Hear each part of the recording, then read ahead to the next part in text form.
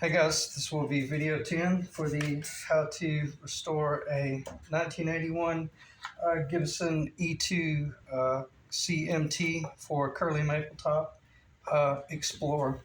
And I'll do a very brief flyby, but then we're going to spend most of this video doing a mock-up and nothing changed up there, and doing mock-up and talking about a 5A master level curly maple top, which is just it's actually so incredible it almost scared me on the front end, thinking, man, people are going to think this is fake. It's so perfect, but it's not. I promise you, it's over 1/4 of an inch thick to start with. And anyway, if you haven't seen the first few videos of this series, check them out. It's kind of dirty. I'll clean it up in a moment, but it's kind of dirty. But I'm really incredibly happy with it, and I just got off the phone with the client, Eric. So Eric, it was great to talk to you, man. And anything you see, obviously don't let it spook you just yet, because she's still in progress. But and I'm glad we got to talk, because I got to kind of tell you what I was experiencing and what I was working through. But anyway, that's not just a short flyby. Well, that is a short flyby, but I'm going to spend a fairly considerable amount of time in this video removing this tape and, just processing through getting it set up to do the mock-up as I promised Eric, the client, on the very front end. And then we'll mock it up with all the parts that he sent, and then anything that I might want to see or at least present to everyone. And no different than what I already covered in like video 1, 2, and 3, and 4, and how about, hey, once we get here, then I'll present this and that, and et cetera, and I'll talk about certain things. And it was really interesting. I had completely forgotten, but about 3 weeks ago is when it began to materialize. But when you start, that's when you hit this wall where everything you do after that either looks like hell, or you can't tell that you've even done anything. So it worked out really well where I was working on some of the other projects and getting Ed's Explorer started up. And I won't talk about Ed's Explorer at all in this video, but I will be following up very quickly with video 2 for Ed's guitar, as I've promised him as well, because it's very similar to this guitar, but also very different as well. But with this one, as I had mentioned in the first couple of few videos, how once we get to a point to where it's time to move forward and do a certain operation in the build, then I'll stop, do a video, we'll do some mock-up, and then that way the client can let me know exactly what it is he wants to build. And that's where a couple of nights ago, when I was shooting a lot of this clear coat, or the final clear coat on the back, I came so close to go ahead and spraying the tobacco burst, but then it hit me that it was premature, and it would have been fine. I could have blown through it and it would be absolutely beautiful, no doubt. But what began to happen was prompted from some struggles that I was having with the stain color. And this happens all the time. When you start out with this vintage amber, honey amber, you look at that and you think, oh man, that's going to be absolutely beautiful right out of the bottle. So when you mix up your honey amber trans tint and a denatured alcohol to create a stain, and you rub that stain on, it is absolutely, bar none, pretty much, I'll drop something pretty important here. It ends up being almost just yellow. It is lemon yellow, and you're thinking, well, man, it's honey amber. Why is it coming out lemon yellow? It's just that's the base of a traditional jazz guitar that is a curly maple top, flamed, figured, whatever you want to call it. You start out with that. I forgot to get the wood.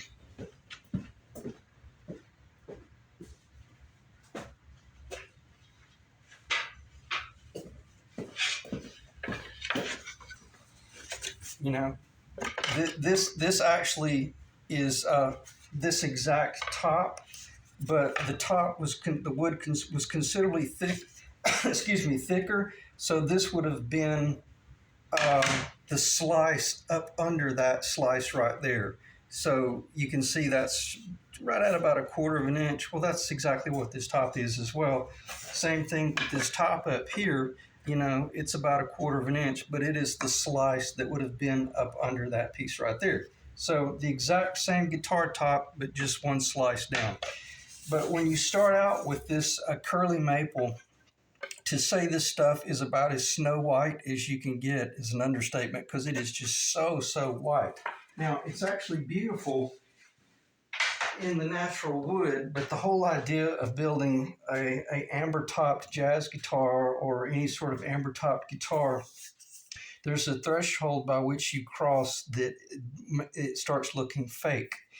And that's what a lot of us struggled with back in the late 90s and the early 2000s. We were doing a little bit too much relic work, too much faux work, trying to make them look a little bit too aged. And it was really unsightly.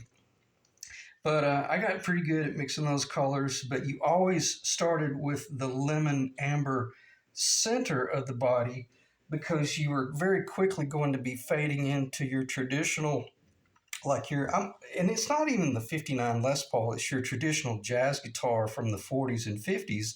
They were lemon yellow, fairly bright yellow just in a very small part of the middle of the body, that then burst into like the sun colors of the reddish color, and then on into the very darkish colors, all the way up to like the walnuts, the tobaccos, the real dark browns, so much so that they were blacked out. And a lot of people thought, oh well, it's an architectural statement, or it's an artistic statement. But what it was, those bodies were so big that the wood, they could only get the wood so wide, and the outer sides of those big jazz guitars, they were glued up. They had joint lines right here and a joint line right here. And that whole idea of doing that real pretty, like that burst finish, was to conceal, uh, build marks or glue joints where the grains were really unsightly. So all of that it was just that. It was to hide, imperfections. Enter this guitar right here with this freaking enormously wide, off the charts, I don't know if there's such thing as a 7A flame, but this thing is perfectly flamed all the way out to the very end, as much as it is in the middle. And I remember thinking, oh God, if anything, I dread trying to get this thing under control, because it's going to be so vivid. It's going to look like a Photoshop top. And it doesn't, because you can see the depth, the dimension. And as I told Eric a little while ago, man, that's what's amazing about that depth and dimension is that is probably 15 or 20 coats of nitrocellulose lacquer, but has not even been clear coated yet. And that is sanded down with 400 grit sandpaper. When this thing is sprayed wet, and I may do that before this video ends, it's gonna look like you're looking into a mirror, because this is being a matte finish, to be that vivid is breathtaking. And then once it's clear, it looks like a swimming pool. It's really amazing. So back to basics on the basic jazz guitar.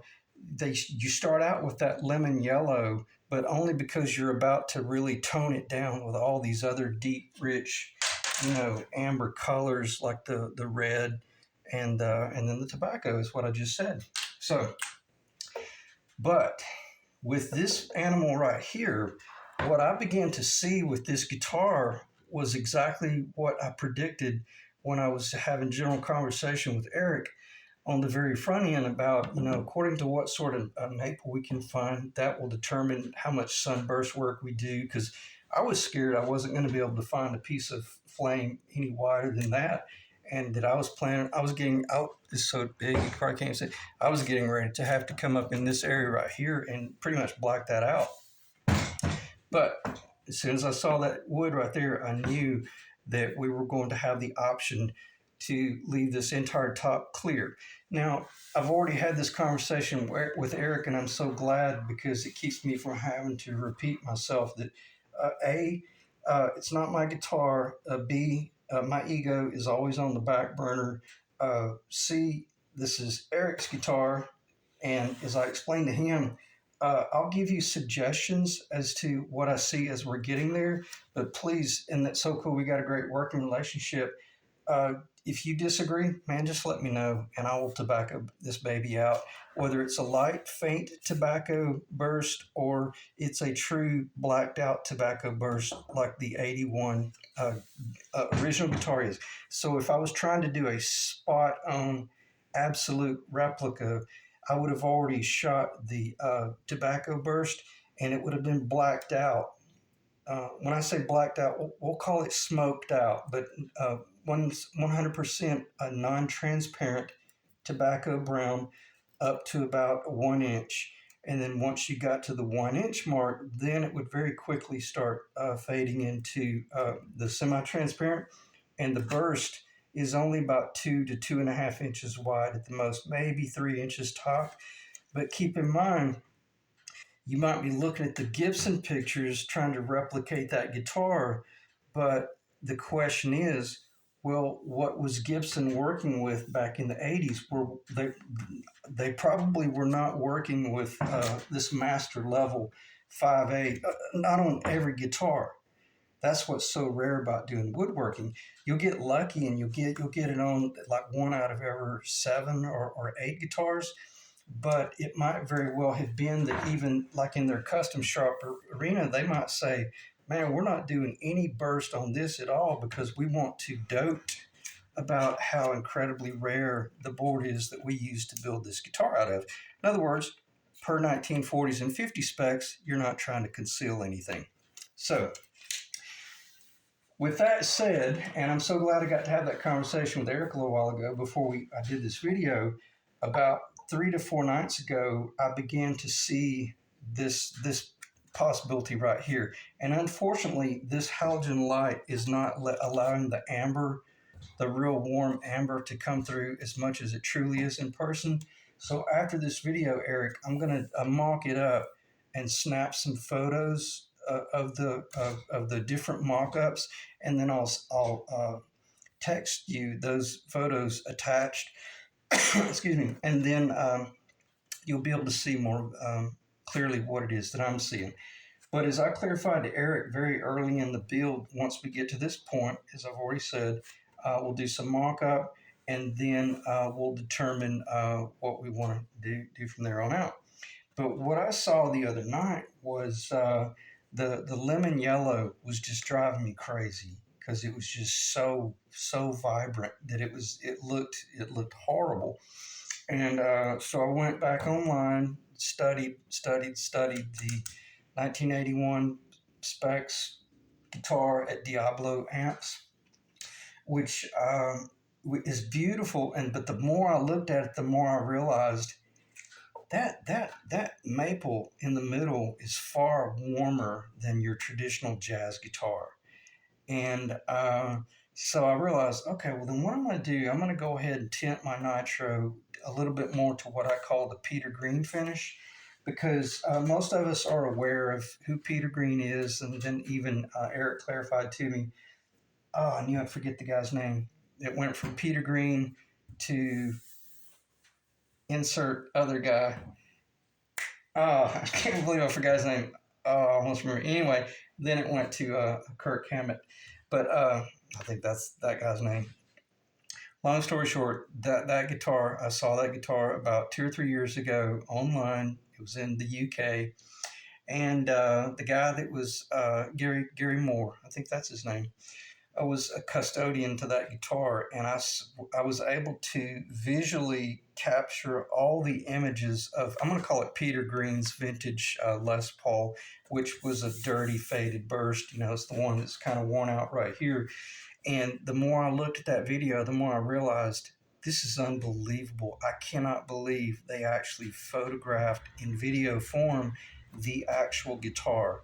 A lot of times you'll see a replica of someone's guitar, and the guys that build the replicas are just about as good as the original anyway.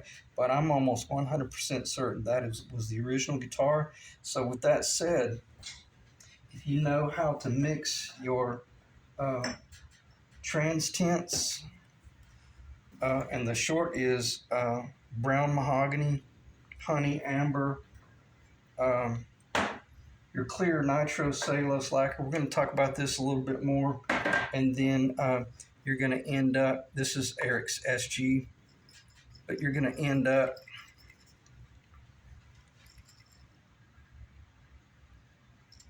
kind of in that family right there. And then, not necessarily, not for that right there, that's more so for the size, but long story short, according to how you mix your ratios, then you're going to be able to achieve your amber finish, okay? And I'm not gonna pause this video or kill this video and start over, because the point I'm trying to make is so absolutely important, so I'll just go straight to the finish line. When I began to see this guitar materialize with the lighter shade of the amber, I knew it was really unattractive, and I knew if we left it at that, I was going to have to burst in fairly deep in order to tame that wild lemon yellow. But so I went ahead and took a shot, and I mixed up my Peter Green formula, because I did build a 59 Peter Green, I think it is Gary Moore, Les Paul replica, and that guitar was absolutely so beautiful. And if you go back about a year and a half to 2 years ago, it is in video form, like a Peter Green replica, and that top looks almost identical to this, but it's on a 59 Les Paul replica footprint, and it's even darker and warmer than this right here, but it has absolutely no perimeter fading whatsoever, not even a faint tint. It is just the dirty lemon or the faded tea or whatever. No, it's not even the faded tea, it's just the faded lemon color. And then it has the 59 parchment binding, like what we have right here. So I took a shot. I didn't even call Eric and let him know what I was dealing with. I just went ahead and shot 1, 2, 3, I think it was 5 coats of I'm gonna call it the Peter Green amber, and I kept thinking, damn, it won't warm up. I can't get it to warm up. And then all of a sudden, I kind of stopped, because I knew you can get yourself in major trouble if you start adding a little bit extra amber trying to rush it. So I just let it cure overnight. Came back the next morning, opened up the door, walked into that, because I shot this upstairs in one of my second bedrooms, and voila, it was like an ethereal experience. It was just laying on this cardboard box right in the middle of a drop cloth corner, and it was one of the most beautiful things I'd ever seen, because the sun was coming in that morning, and it was just this beautiful warm glow. So with that said, I could even shoot it 1 or 2 more coats of the Peter Green amber and warm it up even more if we left it like this, Eric. Or obviously we can definitely go ahead, and now that I've got this honey amber base, we'll call it the Peter Green amber base. Now it would only take me about 30 minutes to shoot the.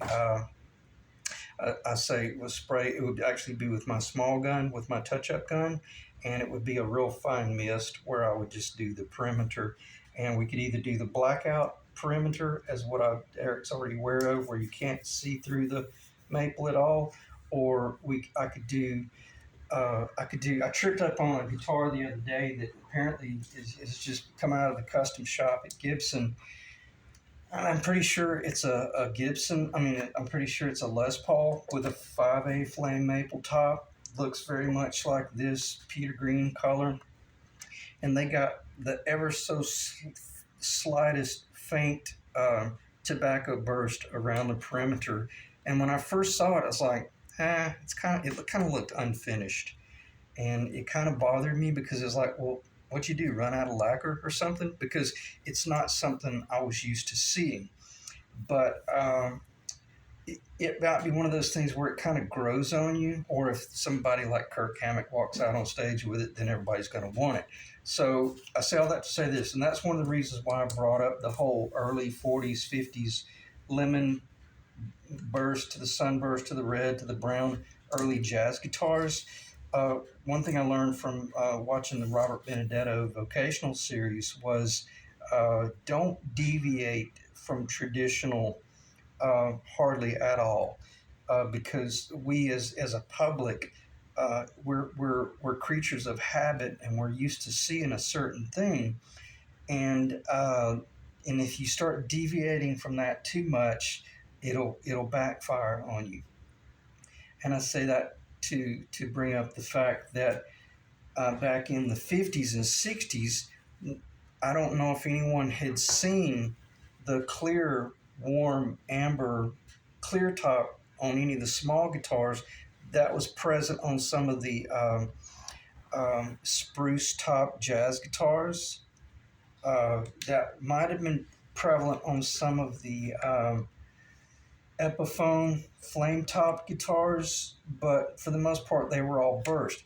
But once the 70s and the 80s and the 90s and on kicked in, where those vintage guitars hung in the uh, music store windows that did not have insulated glass or any sort of low E film protective film on the glass to protect the instruments and carpet and artwork from sun rays. Well, enters the faded out nitrocellulose amber lacquer.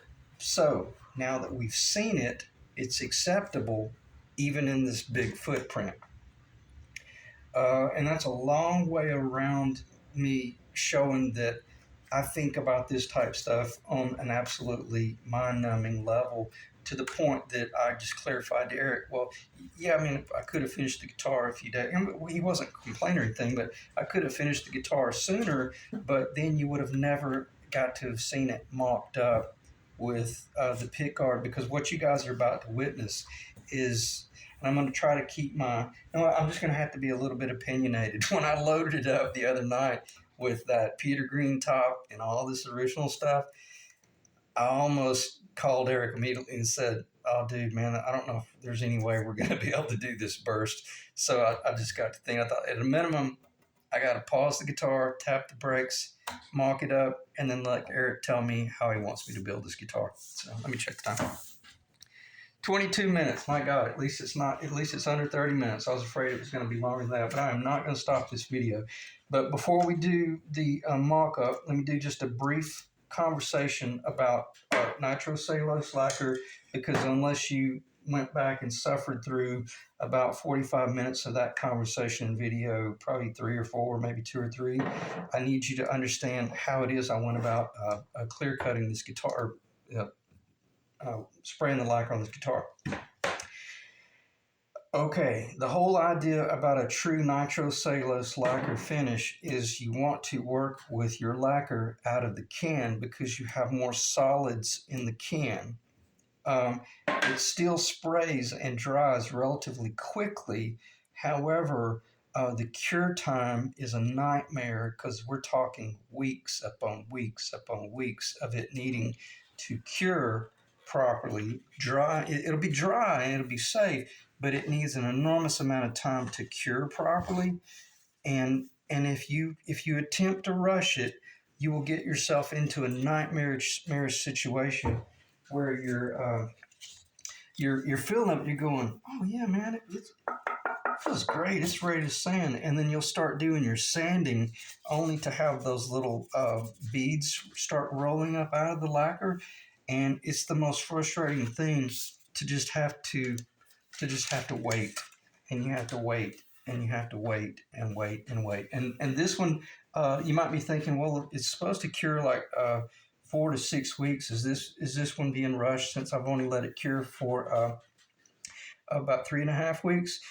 No, it's actually been longer than that, because it had been sprayed for about a week and a half before I did the last video, and that's been about 3 weeks ago. So it's been about 4.5 weeks since I actually did all of this base lacquer out of the can that was tinted tobacco. What you're looking at is, about 3 nights ago, I was able to come in with the stringed instrument lacquer M113 1406, and I sprayed One afternoon I sprayed 2 pretty wet coats. I mean, it was wet. And then the next day I came back and I did do a little bit of light 400 grit sanding on that. And then during that whole day process, within about every 2.5 to 3 hours, I sprayed 3 solid wet coats. I don't mean running, but it was wet and it was glowing. So by the time it was all said and done, that's only been curing for about 2 or 3 days. So this is real close to the finished guitar. And I don't think it's going to require any more clear coats, but within about 5 to 7 more days, then I'll be able to buff this with the 400, 600, 800, 1200, 15, 2000, and could wet sand, and that would all be done wet sand, and then polish this thing, and it'll look like a piano. It'll just be amazing. But I wanted Eric to see this top before. So in other words, the back of the guitar is finished, but the only thing that is unfinished is if Eric wants it to be burst, then I'll spray that burst, let it dry, and then I'll shoot about 3 more coats of clear just on the top only, and then about a week and a half from now, then the guitar will be ready to be buffed out and everything and finished up. So but if you're doing a project where you're just doing a builder project and you just want a good little project, you don't have to work with the M16 1406. I used to buy that in the gallons. I'm kind of only buying it in the quarts now, primarily because I can't find it in the gallons for some reason. But this ends up being about $35 to $45 a quart.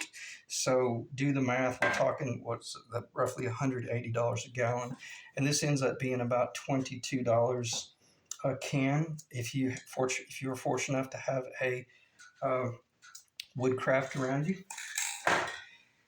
But the cool thing about working out of the can is that's when you can come in and do all your trans tints and stuff. Okay, so I'm glad I got to cover that just briefly, but that's been a bit of the delay process. So with that said, let me, I wanted to do some of this real time just to, okay, before I do this though, let me get a little bit of mineral spirits.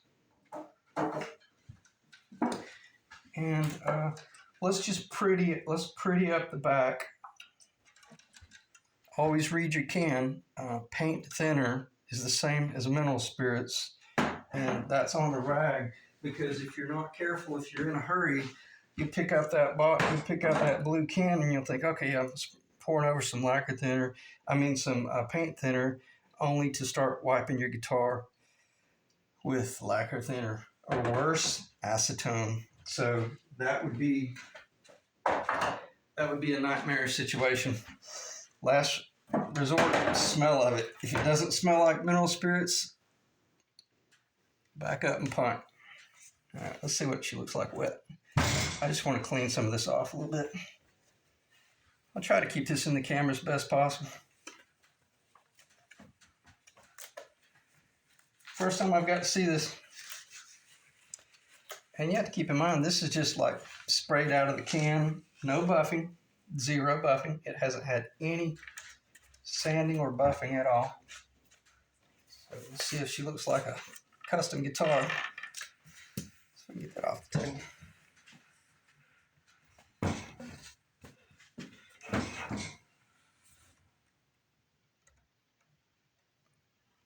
Really beautiful. I'll do the best I can to show it off a little bit. Yeah, let me slow down.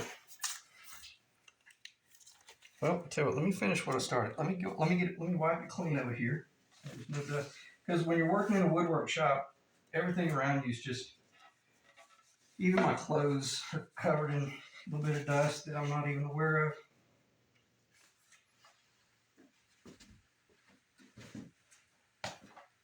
Okay. I'll try to get in the camera close so I can see what I'm doing back here.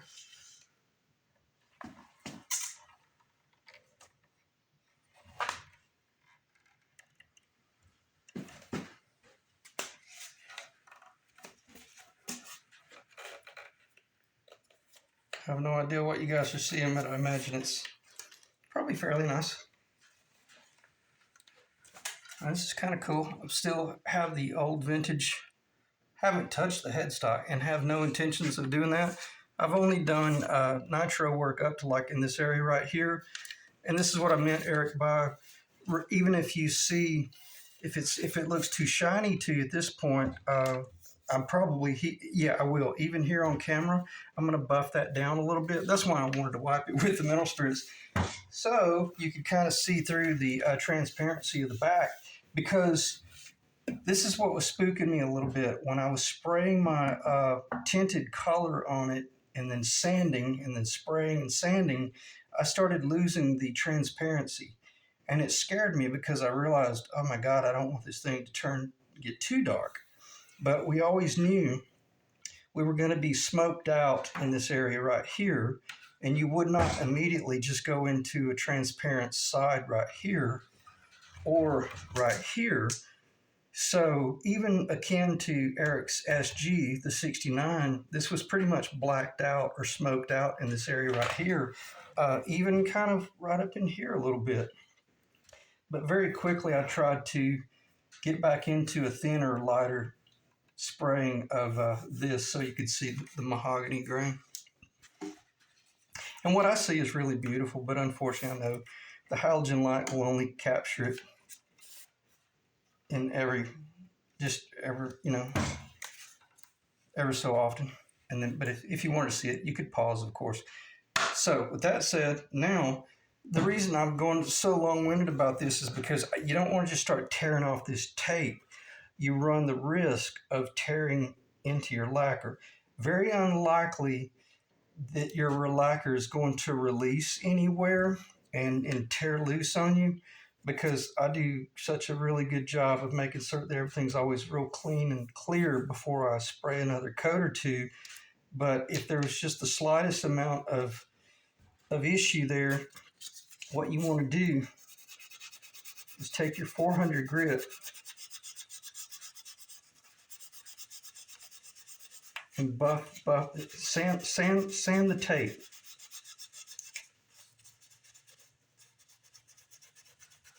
I hope that's on the camera. Let's see if I can get that in the camera.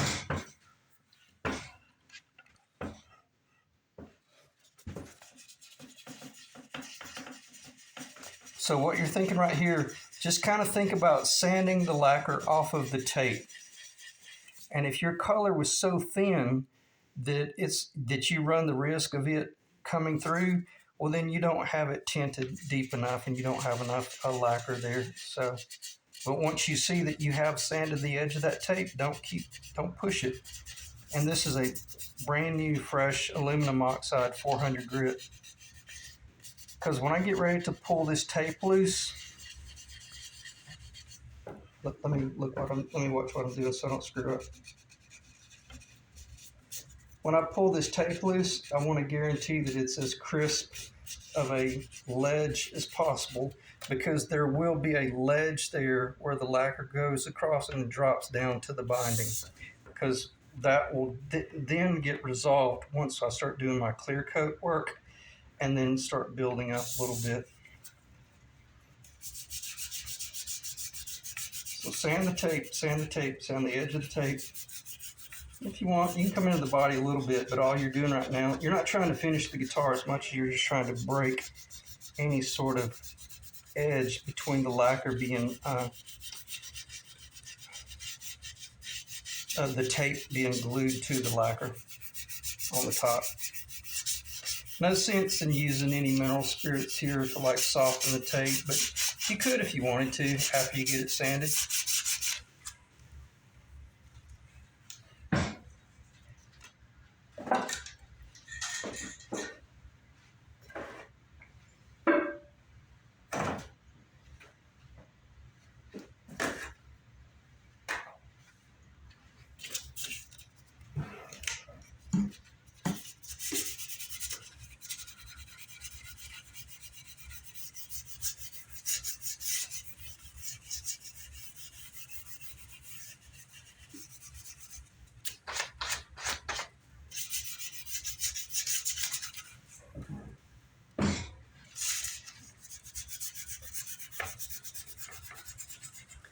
Be real careful on corners. It seems like the corners you'll sand through the corners so fast. So just kind of kiss them a little bit.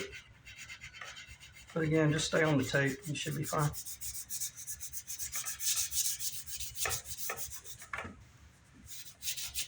Hope that stayed in the camera.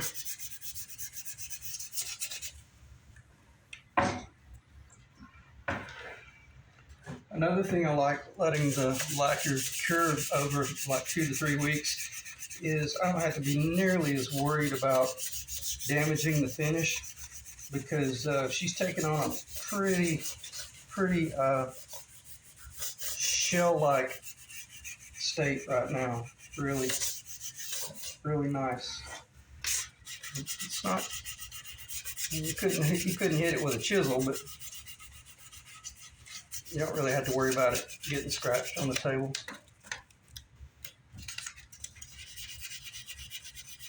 Again, I'm trying to clarify, what I'm doing is sanding the edge of that blue tape so that once I remove it here in just a moment or two, it should produce a really beautiful, clean break from the body. Hang on to that in case it starts trying to jump off the side of the table. And also, look how beautiful that lacquer sands after it's been curing for about 3 weeks. Just like powder. Doesn't load up on your paper. It's just look at that, no load up at all. I love this 3M aluminum oxide. I date it 10/11/25. That way I know this is truly one of the new pieces. Not sure I'll be able to keep this on the camera, but I'll try. Should be on the camera.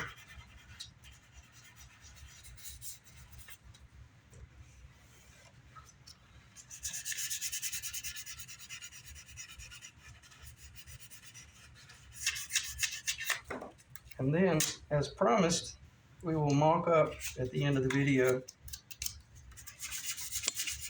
Oh, sorry about that.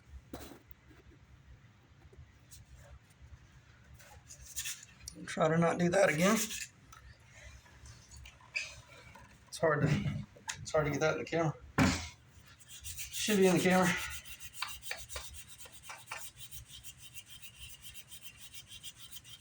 I hope I didn't spend too much time talking about that whole vintage lemon amber center, but I think it was pretty important because most guys, don't think on that level unless you've built jazz guitars or either you've read about it and studied it. And also, when you're building a small-bodied jazz guitar, what color depth and tones you may be beautiful on that small-bodied jazz guitar, they might be really too strong on a real big-bodied guitar. Might get away from you. Uh-oh, doing that again. Sorry, guys.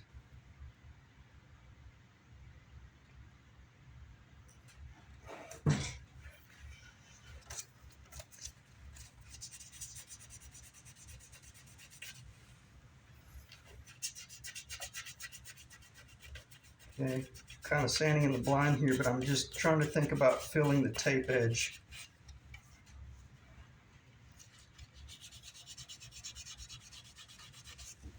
Because these two areas right here, they tend to load up. Like when you're doing your spray work, man, it'll just load up real heavy right there. And if you're not careful, it'll tear loose on you when you start removing it. I don't think so on this one. It should be fine. But I don't want that to be my famous last words, because if you screw that up, that's a pretty timely repair. And usually what happens if you tear out a level to the point where there's a level difference, the only way you can repair that is by dripping nitrocellulose lacquer into that hole and letting it dry and build up. And I'm not kidding you, that takes about 10 different operations to get that lacquer to build back up.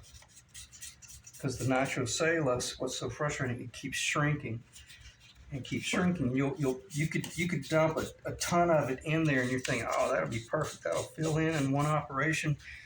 And it don't matter how much you put in there on the first operation, you'll come back the next day and it's like 95% of it is just evaporated.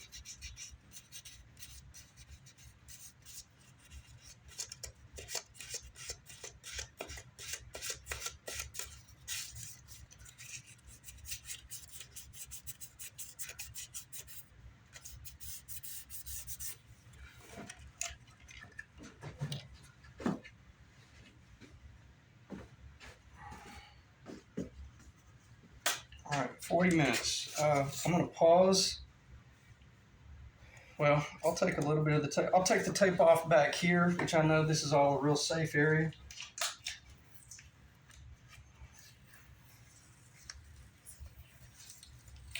Because I got to get in gear so that I can do the mock-up.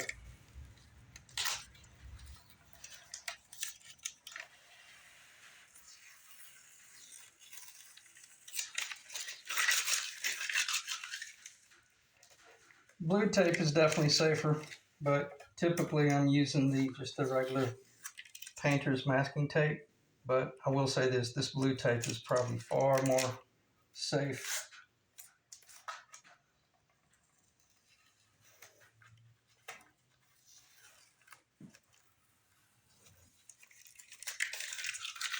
For you guys that have never done painting before, anytime you're removing tape like that, you're always pulling towards the separation and then on some sort of angle. See, you're tearing. In other words, don't just pull it straight. Tear,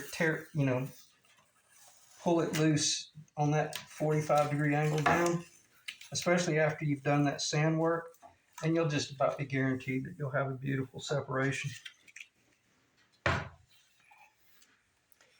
And you might think, oh, that's kind of overkill, but I can assure you, you screw that up once, and then keep a timer of how long it takes you to correct that F up, and you will realize that you should have spent an hour and a half relieving your relieving your tape in order to get a beautiful separation.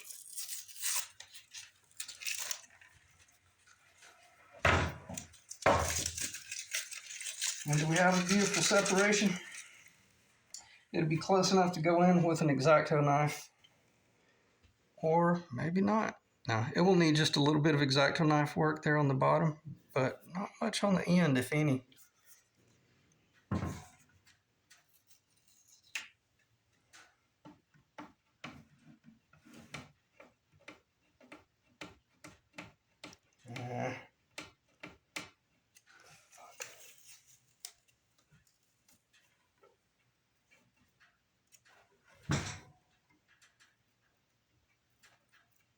Oh, what I was going to say, you'd be surprised just how strong that tape gets once it has about 5 coats of nitrocellulose lacquer on it.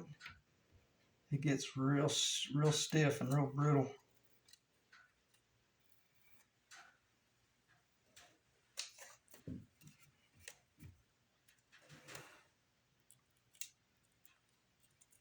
See how submissive that was? It just let go with absolute ease. And again, that's something that you don't want to be surprised by.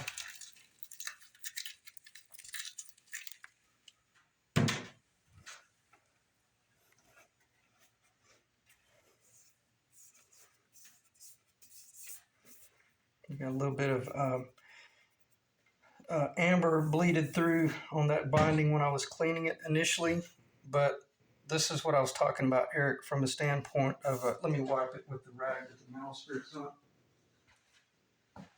And I want to do this on camera because I want you to see it come alive.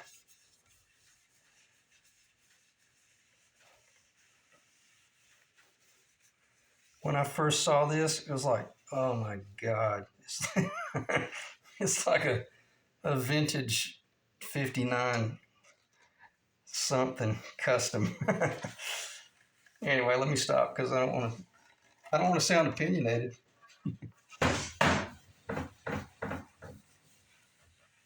As I told Eric a little while ago when we were talking, I think the guitar is turning out so well that, and I'm not just saying this to be kind of coy or anything, but I really believe this when I say it. But that we couldn't screw it up from here on out, regardless of what we do. If we leave it with this really beautiful, just transition right here, it'll be absolutely stunning. Or if we do the real faint, I'm going to call it the modern custom shop burst, where it's just very faint and it's transparent. Or if we go ahead and take it back to 1981 with the really vivid, beautiful tobacco burst. But right now, she reminds me of like the Peter Green Les Paul.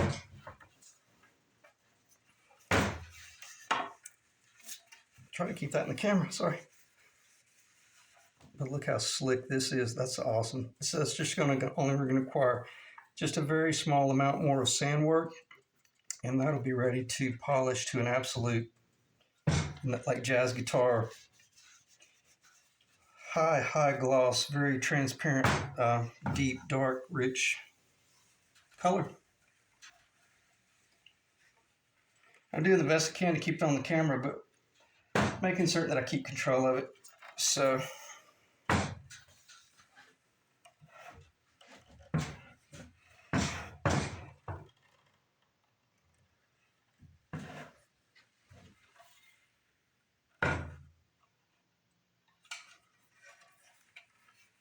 and very quickly we're going to move into mock up. Oh, look at that little devil.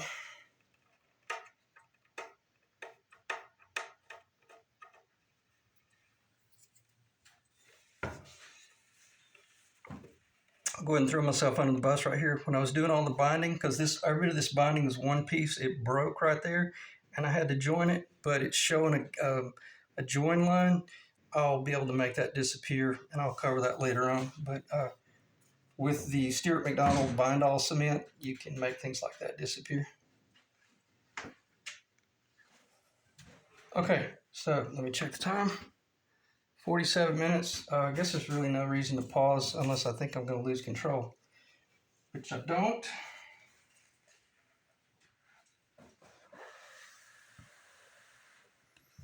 Well, one thing I did want to do, which I'm not going to be able to, all right, this says paint thinner. Smells like paint thinner. So let's see if we can force this top to kind of come alive. What I was planning on doing, and actually I need to turn off because I've got a little warmer back here. I was warming the spray aerosol lacquer that I have. I was going to pause and go spray a wet coat, but if I do that, I'll be rushing the job because I want to do a lot more cleaning on this binding before I spray. See, I'm about to spray a sealer coat of the nitrocellulose lacquer. And that way I'll be building these different surfaces. But before I do that, as you can see, I need to clean this binding a little bit more and do just a little bit of real sweet, gentle easing of the edge right there. And that's about all you'd be doing as you're getting ready to clean all your binding up. Because once I spray my clear, like one coat of clear, then I'll send Eric some more pictures. If he's thinking he might go this route, then I can send him some more pictures. But if he says, I don't know, I think let's just go ahead and let's go ahead and take a shot at the burst and let's see what it looks like. But if he did not like it, I would have the ability to sand the burst off, but it'd be really difficult to sand it down right back to this right here without going through a little bit. But that could be an option as well, Eric. But if you're undecided, let me know so I can maybe spray 3 to 4 clear coats so that if you don't like the tobacco, when I do sand it off, I know that there's some buildup up under there that's not going to allow me to get into any of the amber. And again, as I mentioned, this light doesn't pick it up as warm as I see it in person. But if you wanted to go even more of the Peter Green look, then I could spray another coat or two and warm it up even more. Okay. Now let's do some mock-up. And I've just got my Clisson USA studs in there for right now. This is not going to be the guitar. I mean, it's close enough for pictures, but this is what was actually installed. These are the Shalers that Eric sent, so I didn't want to put those in. I can't remember. Oh, I know what it was, to guarantee that the guitar is true. And in case I needed to move one of those, when I say move it, I'm talking like splitting hairs here, then I would have been able to have done that. I probably should be able to do this on camera without screwing anything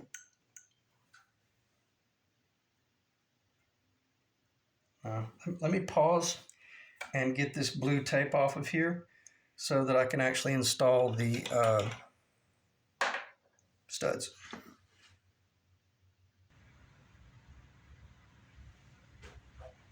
Okay, should be able to finish the video in this final portion. I'll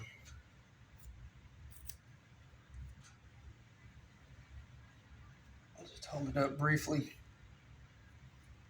but not spend too much time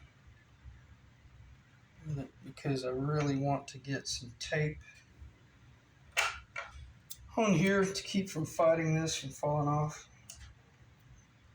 Hopefully it won't be very noticeable. It's so hard to do this stuff on camera sometimes. And I don't want to just grab the X-Acto knife and start tugging on that, or start cutting on it to try to make it pretty. Probably screw something up. Yeah, the regular masking tape, it's not showing too bad. But it allows me to not worry about anything sliding around on me. I even did a quick mock-up with the tuner knobs. Those are drill bit tips, the star tool. Put some masking tape on it. That way we could have them in place or take them off if we need to without having to fight anything. Oh, the reason I did that also, Eric, for some, I think these are metric. They are not matching up with my CTS splines, so I won't be able to use I want to go ahead and go with the CTS potentiometers, but these are not going to fit. And I very gingerly tried to get them to fit, and they wouldn't fit. But and I don't want to go with a metric potentiometer just because I don't ever work with that type of stuff. I'll double check it, make sure so that I'm not wrong, but I'm pretty sure I'm right about that.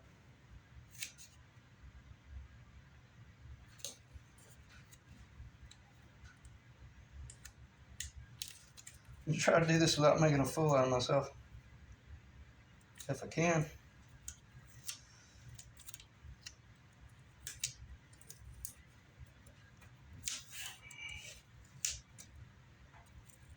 Maybe it'll work.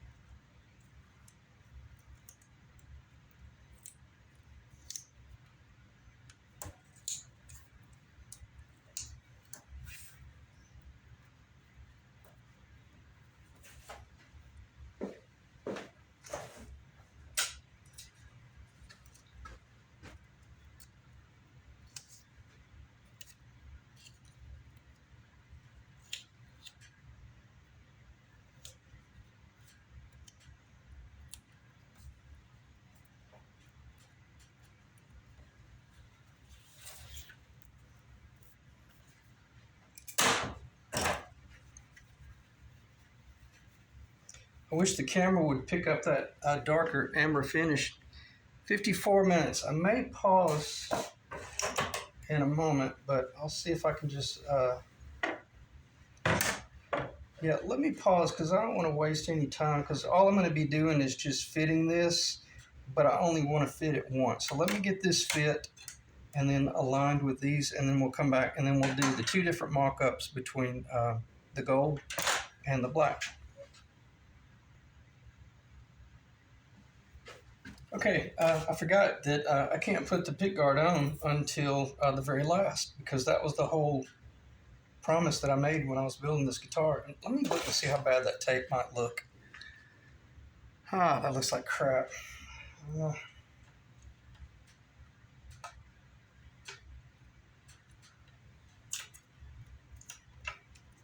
See if I can just leave the one on the top. Let me pause and get that under control.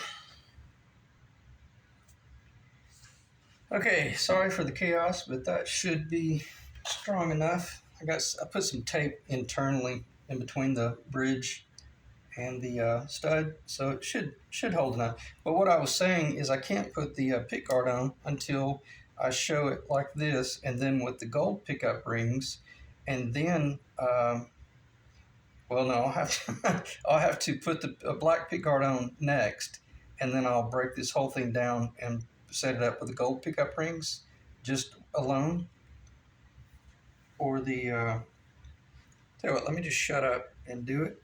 And then that way Eric can let me know what he wants his guitar to look like.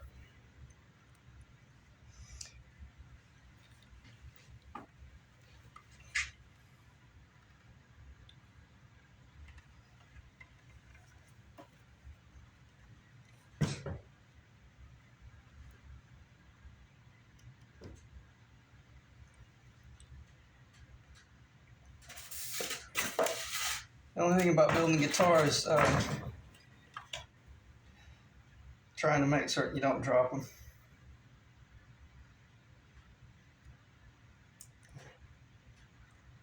Or screw something up that can't be replaced. I don't know if this is going to be perfect. It'll probably be pretty close.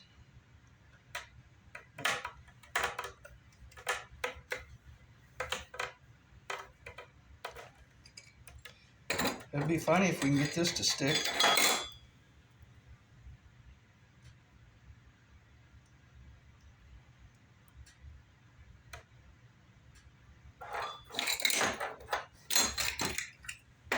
It's not perfect, but it gives you an idea.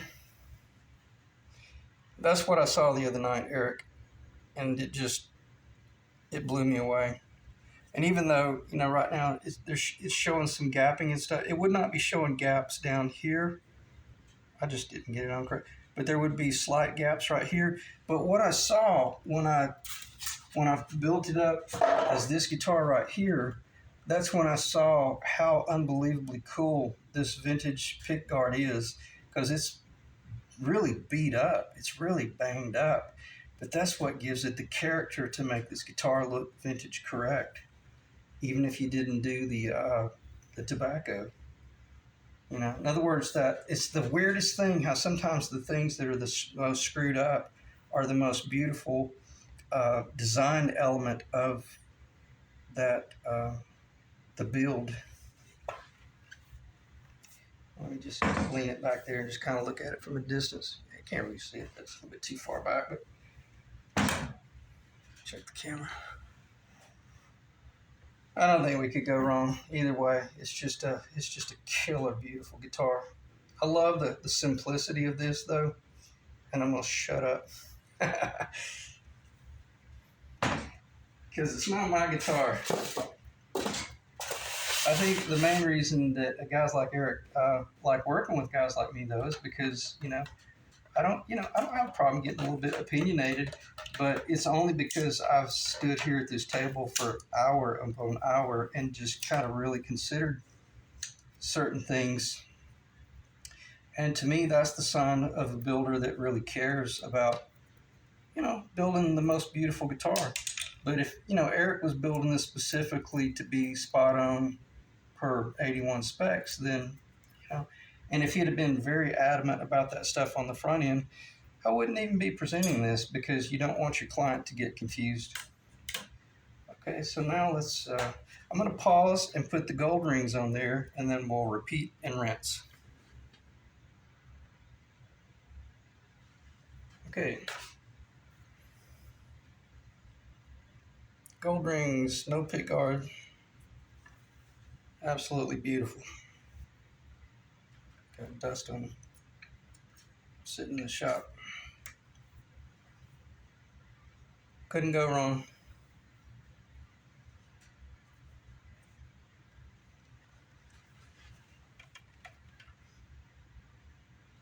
Especially if you were going to do the dark tobacco burst, those would be really beautiful as well.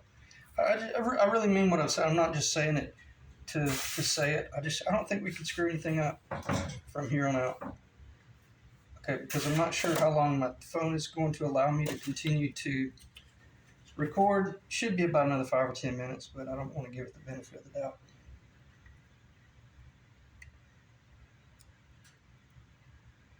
This is where I'm just going to have to press it into place, and it's probably not in the correct place. These pickup rings are considerably bigger than your vintage correct rings, so they really, they really make it difficult. Oh, please don't cut me off. I'll have to do a little bit of shaping on this pick guard in order to get them to work. Hopefully that little tip will stay in place. Not my first choice, but it would work. Just, an honest opinion. I'd have to do a little bit of shaping right here, clean that up, and get that to move up a little bit, or actually just move straight up, because I couldn't move in that direction anymore. There would be a little bit tighter right there. It still looks great. I don't think anybody could complain about it. It's really beautiful. And I really mean that. I'm not just saying that to be friendly. Looks nice.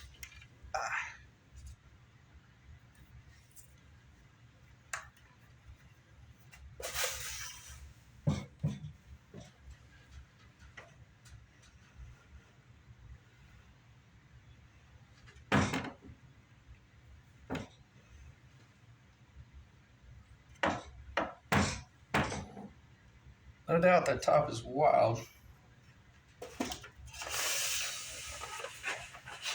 Okay, let's see how quickly I could just put the black back on there since we're this close. I feel pretty confident that if anyone asks my opinion, yeah, I would definitely say let's put the pick guard on there. But it's not my, it's not my call.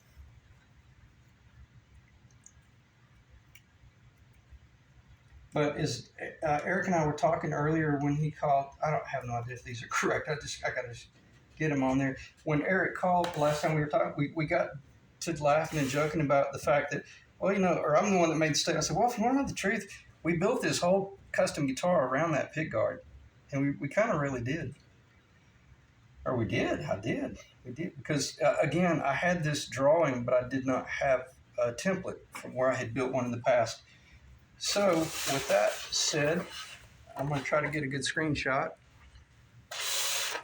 And Eric Steele, I'll send you some pictures as well. Try to make it as presentable as possible, primarily just for a nice screenshot. But the camera's probably going to cut off within about 5 minutes, maybe 10 minutes max, but I doubt it would go that far. Okay, so there you have it. What else should I talk about while the camera might continue to roll? I'm looking at the table. I'll just set these up here in like the background. And when you're doing design work, surely the camera's not going to cut me off. When you're doing design work and you're considering things like this right here, like if you had a set of gold pickups, you'd be surprised, man. You could just lay the pickups in front of them and ask yourself, from a design standpoint, is everything kind of complementing itself? And that's really helpful. That's really beneficial, because that's the pickups that will be going in this guitar. And obviously Eric is the one that sent them to me, so he's already seen what they look like in the gold rings. but then that's to me, that's almost what I guess they probably would go in like. I have no idea. I'm not sure the direction of those. I'm going to say that they're your standard opposite zebra. But man, oh man, that's really beautiful. Okay, so yeah, I'm a little bit opinionated, but Eric, man, it's your call. It's your guitar, and there is nothing. I really don't think we could make a mistake from here on out. Okay, so I appreciate you guys dropping in. Sorry it's taken so long to get here, but we had to let this lacquer dry and cure enough that I could do some hardcore sanding on it, and then actually peel tape off in real time on the camera and not worry about screwing up, you know, little things like that right there.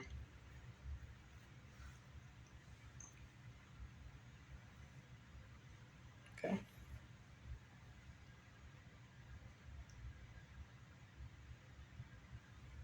There you have it, finished guitar. I'll try to capture that as a screenshot probably. Somewhere in there. Let me get my hand out of the way. All right, guys, have a great day. Appreciate you dropping in. And we'll see you probably shortly because we're going to do a video for Ed's Rock and Roll Explorer Gold Top that's going to have 4 Les Paul knobs in Les Paul configuration. Very cool project. So I'll see you guys in the next video.